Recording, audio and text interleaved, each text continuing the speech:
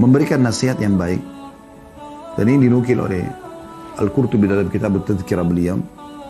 Orang yang mengingat mati, maka akan membantu dia menyegerakan taubatnya.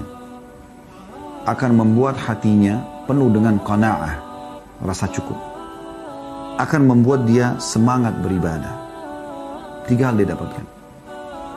Dia akan segera bertaubat, dia akan selalu merasa cukup dengan apa yang ada, dan dia juga akan semangat ibadah. Sedangkan orang kalau lupa mati, sebaliknya, dia akan tunda-tunda taubat, dia tidak akan selalu cukup, merasa cukup dengan apa yang ada, dan dia akan bermalas-malas dalam ibadah. Dan itu Nabi SAW sudah ingatkan. Kata Nabi SAW, "Ma mala'a adamiyun wi'a'an syarram min batni. Bihasbi ibni Adam luqaymat yukimna sulbah. Fa in kana la budda fa'ilan fa thuluthun li ta'amihi wa thuluthun li syarabi wa thuluthun li nafsih." Tidak ada kantong bejana yang lebih buruk yang diisi oleh manusia daripada perutnya sendiri. Cukuplah seseorang itu mengkonsumsi beberapa suap makanan yang dapat menegakkan tulang punggungnya. Jadi kita sebenarnya tidak butuh makanan yang banyak, tapi yang penting kualitasnya. Kalau terpaksa pun dia harus makan, diundang orang, segala macam, maka ia bisa mengisi sepertiga perutnya dengan makanan, sepertiga untuk minuman, dan sepertiga untuk nafasnya. Dan ini anjuran yang sangat luar biasa, memandu kita pada kesehatan alami. Rasulullah mengatakan, mau nggak saya tunjukkan kamu keselamatan dari semua perkara, kau pasti akan aman. Maka kata beliau, tentu. Kata Nabi SAW sambil memegang lidah beliau, ya amsik alaika hadha, kontrol ini darimu. Jadi ini berbahaya sekali, karena kalau ini salah maka akan salah semua. Juga sudah kita ingatkan hadis yang kata Nabi SAW, kalau anak Adam tiba di pagi hari, seluruh anggota tubuhnya mengingatkan lisan dan berkata, bertakwalah engkau kepada Allah terhadap kami, karena kami hanya ikut dengan kamu. Kalau kau lurus kami lurus, kalau kau bengkok maka akan bengkok. Teman-teman sekalian, rugi sekali. Dan bayangkan ini ruginya kalau seseorang di antara kita sudah sibuk dengan amal saleh, sudah berbuat baik banyak hal, tapi subhanallah semua itu dinikmati oleh orang-orang yang telah kita ganggu dengan lisan kita. Pada hari kiamat nanti mereka akan datang dan akan menuntut. Salat kita akan diambil, puasa kita akan diambil, zikir kita akan diambil, semua ibadah kita bisa diambil dan bisa habis. Atau pikir enak tuh jadi presiden, teman-teman? Susah itu.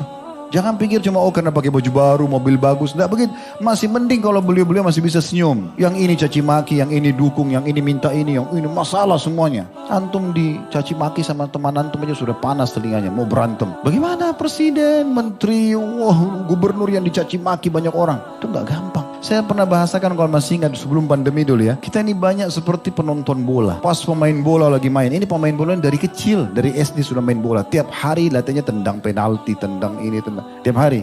Begitu dia lagi tanding, pas penalti meleset. Apa kata penontonnya? Bodoh. Padahal dia kalau masuk belum tentu bisa nendang gitu. Ya, benar nggak? Banyak gitu. Wah, ini lenserkan, ini begini. Nah, apa lenserkan? Terus kamu yang mau gantikan? Yang benar. Coba lihat dulu kehidupannya. Dia bisa urus gak dirinya? Mungkin dia pun mandi 1 hari belum tentu.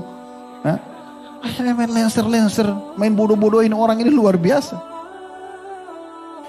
Juga kalau teman-teman mau mendapatkan keutamaan sedekah yang paling afdal itu di hari Jumat. Apa saja kita mau keluarkan hari Jumat. Itu sedekah yang paling baik. Dan alhamdulillah di Indonesia peluangnya luar biasa ini. Karena di hari Jumat menumpuk banyak orang-orang miskin di sekitar masjid minta sumbangan. Ada orang begitu lihat orang miskin lari menghindar. Kenapa menghindar? Ya, kasih kepada mereka. Nanti dikeroyokin Ustaz. Baik, mumpung dikeroyokin sama orang-orang yang bisa mendatangkan rezeki buat kita. Itu sebuah karunia. Bahkan kata Nabi SAW dalam hadis sahih riwayat Imam Ahmad, innama turzakuna li fuqaraikum, kalian malah diberikan rezeki dari orang-orang miskin kalian. Hadis tentang dilipat gandakannya pahala sedekah di hari Jumat adalah hadis riwayat Abi Syaibah, Ibnu Abi Syaibah. Kata Nabi SAW, as-sadaqatu tudha'afu yaumul jum'ah. Sedekah yang dikerjakan pada hari Jumat akan dilipat gandakan pahalanya. Dalam hadis yang lain kata Nabi SAW, siapapun yang berusaha untuk mencari kesalahan saudaranya muslim, mencari-cari, tidak ada sebenarnya, maka Allah akan membongkar kesalahan dan aib dia walaupun di dalam rumahnya. Ini berbahaya. Makanya kita jangan sibuk dengan kesalahan orang lain. Kalau ada kesalahan kita tutupi, luruskan, doakan, itu yang kita lakukan. Bukan malah kita merusaknya, menambah bumbu-bumbuinya. Nah, ini bahaya sekali. Ada beberapa riwayat dinukil dari sebagian salafus saleh mereka itu kalau Ramadan sudah berlalu, ini mereka berdoa selama 6 bulan agar seluruh amal mereka di Ramadan yang mereka kerjakan diterima sama Allah SWT.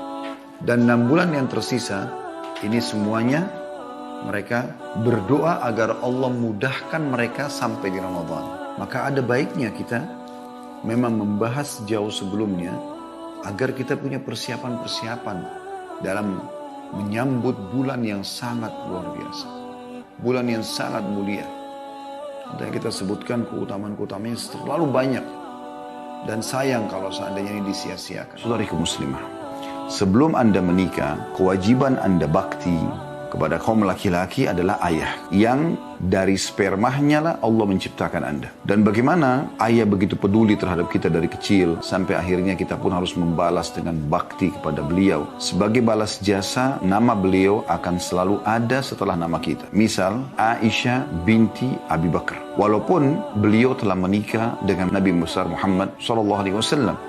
Bahkan setiap muslimah pun yang tadinya juga harus berbakti kepada ibunya dan menomorsatukan ibunya sebelum menikah dari ayahnya, setelah Anda menikah dan menerima lamaran serta kalimat akad suami Anda, maka semua itu ketaatan, bakti, hormat, santun, ya, ramah pada kedua orang tua pindah menjadi nomor 2 dan suami dan nomor pertama. Anda bisa renungi bagaimana kedudukan seorang suami. Dan ini hukum Allah Subhanahu wa ta'ala. Sampai Aisyah berkata radhiyallahu anha, hai para wanita, kalau seandainya kalian tahu hak suami kalian dari kalian yang Allah tentukan, maka niscaya kalian akan mengambil debu telapak kaki suami kalian dan kalian letakkan di pipi kalian. Dan seorang wanita datang mengatakan, ya Rasulullah, saya mau nikah, tapi saya mau tahu dulu apa hak suami saya, supaya saya tahu bagaimana saya berbakti nanti. Kata Nabi SAW, kalau dada suamimu luka dan bernanah, lalu kamu bersihkan dengan lidahmu, maka kau belum bisa membayar jasanya. Karena dia orang asing. Seseorang antara kita laki-laki di sini bekerja banting tulang, kerja dari pagi, pulang malam, macet, panas, hujan, gitu kan? Mungkin teman-teman yang naik motor merasakan kadang-kadang kita lagi jalan tiba-tiba hujan deras, basah kuyup. Istri di rumah tinggal tunggu, kan gitu. Berarti ada pengorbanan yang luar biasa gitu kan. Umar bin Khattab berkata, aku pernah melihat seseorang tampan, bersih, bajunya bagus, penampilannya menarik. Lalu aku tanyakan, apa pekerjaannya orang ini? Maka teman-temannya berkata, dia pengangguran. Gak ada pekerjaannya. Kata Umar, maka tiba-tiba orang itu tidak punya nilai di mataku. Di zaman khilafah beliau juga begitu. Habis sholat Jumat, banyak orang lagi duduk-duduk nongkrong di masjid. Lalu kemudian Umar tanya, apa yang membuat kalian duduk di sini? Mereka bilang, kami menunggu rezekinya Allah. Ya, kalau ada yang kasih makanan, makan. Kalau enggak, ya sudah. Kata Umar sambil memarahi mereka, jangan pernah mengkhayal dan melakukan perbuatan seperti ini. Umar, jangan sampai kalian duduk-duduk seperti ini di masjid kemudian berkata, ya Allah berikan aku rezeki, padahal dia sudah tahu Allah tidak pernah turunkan atau jadikan hujan itu dari emas dan perak.